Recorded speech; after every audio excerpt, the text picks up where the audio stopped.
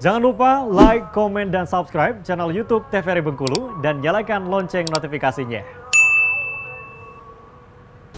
Oke pemirsa, kita lanjutkan lagi obrolan kita pagi ini bersama dengan Pak D. Tarzan Sri Mulat gitu kan, yang kita kenal legend sampai sekarang gitu kan, ada di TV-TV, di layar lebar kita juga yang biasa nonton bioskop juga Pak D ya gitu kan. Bahkan sekarang juga ada proyekan juga Bengkulu di 90 hari mencari suara ya tadi ya, kayak gitu ya. Nah Pak D, kalau melihat ini bagaimana nih Pak D melihat komedi di Indonesia sekarang? Perkembangannya apakah naik atau turun atau kayak gimana? Tetap naik untuk yang remaja-remaja itu. Untuk yang remaja-remaja. Iya, yang stand up comedy. Termasuk yang lama-lama juga masih jalan, tapi kadang-kadang kalau seperti yang tua tuh kejenuhan kan udah Tarzan itu aja. Jadi sekarang itu saya harus sadar diri. Karena punya ilmu siap tuh saya akhirnya harus sadar diri. Iya. Jangan sampai dipaksakan. Gitu. Tapi siap juga untuk beregenerasi berarti ya gitu kan. Makanya saya mendirikan Paski dulu tuh. Apa tuh Persatuan Seniman Komedi Indonesia. Itu tahun 2006. Itu saya, Indro, Warkop sama Pak Miing sampai sekarang. Nah, ini termasuk nanti 27, ini udah tahun ketiga ini. Tahun ketiga. Memberikan vote pelawak yang terbaik, yang tua apa, yang punya suatu kriteria tertentu. Iya. Nanti tanggal 27 itu siaran langsung di News TV ini. Iya. Sponsor dikit. Iya. Berarti kalau yang legend-legend angkatan Pak D yang di Sri Mulat yang masih sekarang masih aktif lah gitu ya. Tesi ada yang mantan Sri Mulat, ada Kadir, ada Pulu. Ada siapa lagi ya? Itu saya kira Tesi, saya Kadir, Pulu. Ada perempuan Nunung. Oh iya. Rohana Yati. Mami Nunung ya. Nunung itu ngetop itu Mami karena Nunung bisa menyesuaikan diri dengan anak-anak muda. Memang ceplas-ceplosnya itu perlu itu. Benar. Kalau anak-anak muda itu tanpa terkonsep itu sudah. Iya benar. Kalau saya harus mikir dulu itu, saya nggak mampu seperti anak-anak muda. Gitu. Nah, kalau Pak D, kalau untuk anak muda yang lagi sekarang nih lagi mau ngerintis, entah itu mungkin di dunia komedinya, dunia entertainnya lah gitu sekarang kan nggak gitu kan. Pesan-pesan dari Pak D dong untuk anak-anak muda yang lagi berjuang sekarang nih. Kan mau viral nih Pak D. Gitu. Pertama bagi saya tanya kepada dirinya sendiri, berbakat apa tidak? Jangan dipaksakan. Oh, iya. Kadang-kadang banyak yang pelawak nggak dipaksakan akhirnya jadi pelawak. Contoh seperti Andri, itu kan penyanyi kan, Andri Stenke itu. Iya benar. Ini mudah-mudahan tidak tersinggung. Dia bukan pelawak, tapi karena ceplas-ceplosnya bagus, sekarang ya dicap pelawak sekarang. Seperti kayak Surya di salah satu TV kan ada. Iya. Itu anak muda itu yang dari stand up comedy sebenarnya asalnya juga orang biasa aja, karena mempelajari dan mengerti rahasianya ilmu tertawa itu harus bagaimana. Mungkin ya sering berunding sama teman-teman, sama-sama pendidikan lah, itu kan mesti nyambung ya. Kalau saya kan tidak pendidikan, saya itu hanya mungkin apal aja ya. Mempelajari sesuatu yang baru itu mungkin saya tuh bisa ketinggalan dan saya sadar sendiri itu. Tapi Pak D gift dong pemberian dari Tuhan langsung bakatnya gitu ya berarti. Ya itu karena sudah saya persiapkan dalam segala hal.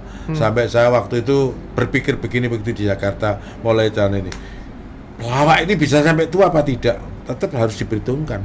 Anak muda sekarang lebih hebat. Anak-anak stand up comedy itu punya perusahaan semua, itu nggak ada yang nggak kaya itu. Iya. Jadi punya uang, kudu modal apa-apa. Makanya banyak sultan pelawak itu. Iya. Belum lagi bayaran dia kalau lagi itu kan gitu kan, on air dan off airnya gitu ya, kayak gitu kan, belum lagi usaha-usaha. Pelawak ada yang sekali main aja 200 juta satu orang. Itu ada. Gak tak sebut luar biasa ya gitu ya, kayak gitu. Berarti kalau ditanya nih untuk anak-anak muda yang memilih nih misalnya di jalan entertain, artinya menjanjikan dong Pak ya? Iya, yang penting jangan coba-coba. Yang penting jangan coba-coba. Iya. Kenapa? Artinya kalau hanya sekedar iseng aja, itu pasti nggak ada rencana yang matang. Jadi kalau memang ya ditekuni, banyak membaca buku tentang perjalanan itu mau kemana, insya Allah akan jadi. Tapi kuncinya harus berbakat. Ada yang nggak berbakat, nasibnya baik juga ada yang seperti itu. Iya. Bukan pelawak tahu-tahu jadi pelawak. Malah kesannya memaksakan ya Pak De, Ada yang begitu. kalau yang kayak gitu ya, kayak gitu. Ada yang begitu. Ya, gitu. Ada. Nah kalau sepanjang karir Pak D, kalau Anas tanya tentang karya apa yang Pak D benar-benar ingat dan berkesan?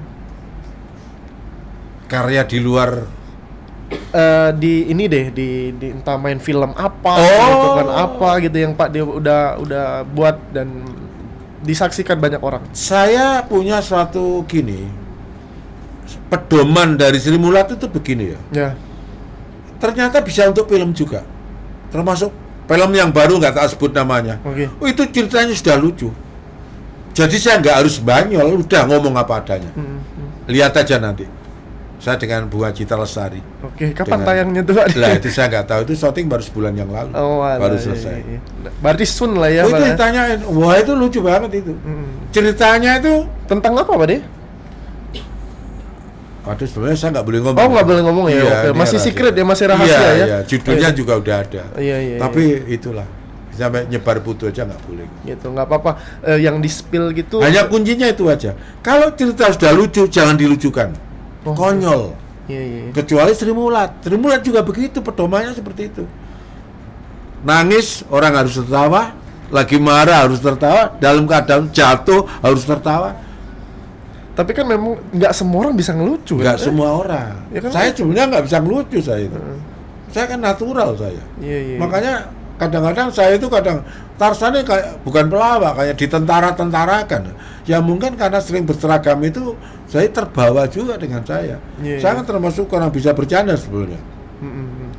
Tapi ya tak terima kenyataan itu. Ada orang bilang seperti itu.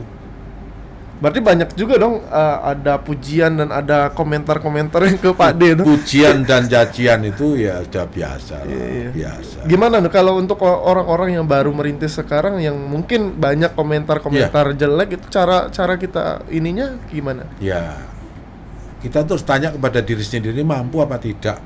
Karena orang tuh punya bakat loh ya. Kalau umpamanya bidangnya itu ahli apa ya, tukang cat ya ngecat aja, jangan masang tembok. Jadi Ya. bidangnya itu harus ditekuni. Yang tahu itu adalah dirinya sendiri.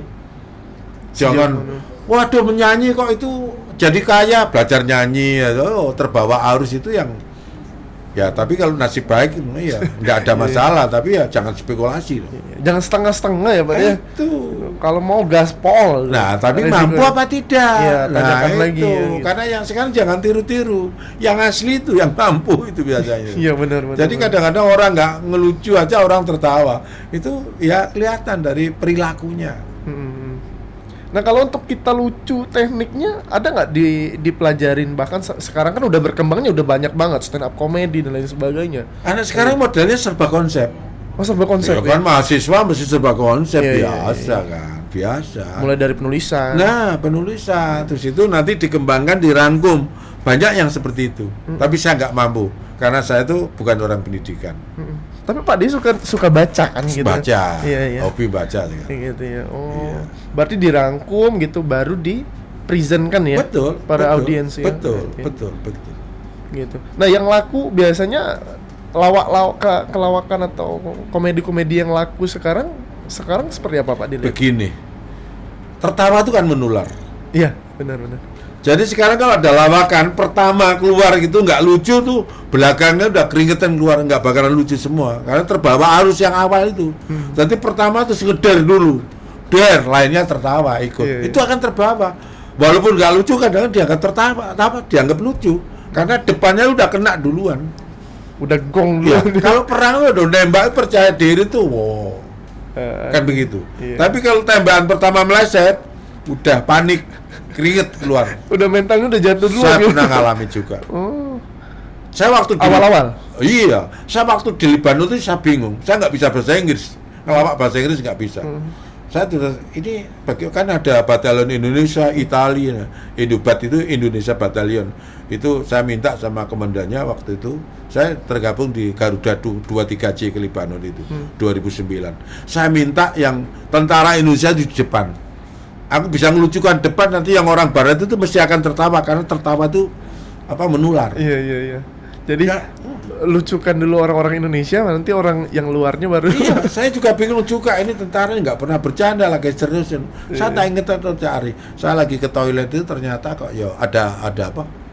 Ada inspirasi. Ini tak jorokin sedikit aja. Iya. Pak Tarsan siap. Aduh, udah berapa bulan? 9 bulan, kurang 2 bulan, setahun, 9 bulan apa setahun loh. Oke. Tadi yang mandi di sana tuh ya, iya. Mandi kok lama, aku masuk terus sabunnya habis tuh. Itu situasinya kan mungkin ya apa ya, tahu sendiri. Oke, Pak D. Harus komunikatif. Oke Pak D. Kayaknya masih banyak pertanyaan yang harus aku tanyakan, tapi karena memang durasi kita, jadi mungkin di next dan lain waktu saja. Mungkin mudah-mudahan juga untuk Pak D sehat selalu Pak D ya. Masih ada hari esok. Masih ada Pasti hari kita esok, bisa gitu berjumpa kan. lagi. Mungkin ada satu kalimat untuk para pemirsa opini. Ya, kalau bagi saya ya nonton lawak ya walaupun nggak tertawa harus lucu. Walaupun nggak lucu harus tertawa supaya saling-saling menggedekan. Jadi kalau nggak lucu kita tertawa kan dapat pahala, menyenangkan hatinya pelawak. Itu pesan saya. Oke, baik, terima kasih Pak D gitu ya. Sama-sama. Sudah hadir di studio kita. Terima kasih juga sudah hadir ke Bengkulu juga. Saya Sehat bangga selalu. di Bengkulu ini. Oke, sehat selalu dan murah rezeki Pak D ya. Amin. Oke, untuk para pemirsa terima kasih sudah setia menemani obrolan kita pagi ini selama 1 jam di episode yang sangat spesial, yaitu dengan Pak D Tarzan Sri Mulat. Semoga kita mendapatkan inspirasi untuk selalu mengembangkan mungkin potensi dalam diri kita, entah itu memilih jalan mau ke entertain ataupun ke jalan yang kita kuasain, pokoknya jangan setengah-setengah. Akhirnya saya Kula Nasrullah mewakili kerabat kerja yang bertugas pamit undur diri. Terima kasih atas perhatiannya. Wassalamualaikum warahmatullahi wabarakatuh dan sampai jumpa.